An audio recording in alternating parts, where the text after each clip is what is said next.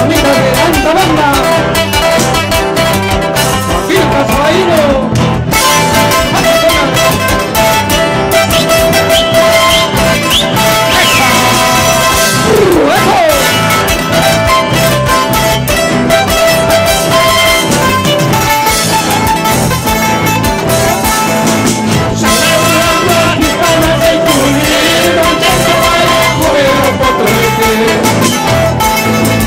Saca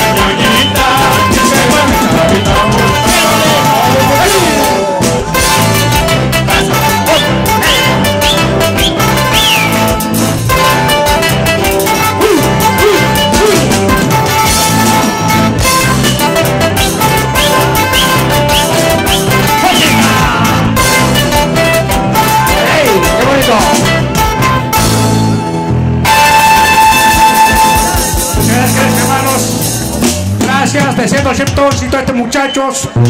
Caramba, sobre todo al director Wilfredo Paredes, un hombre, caramba, un joven, todavía aún, para que siempre saque cara, puede ser lindo, pueblo pujante, pueblo de Antabamba. Hermanos lindos, muchas gracias, será hasta pronto, muy amable, gracias.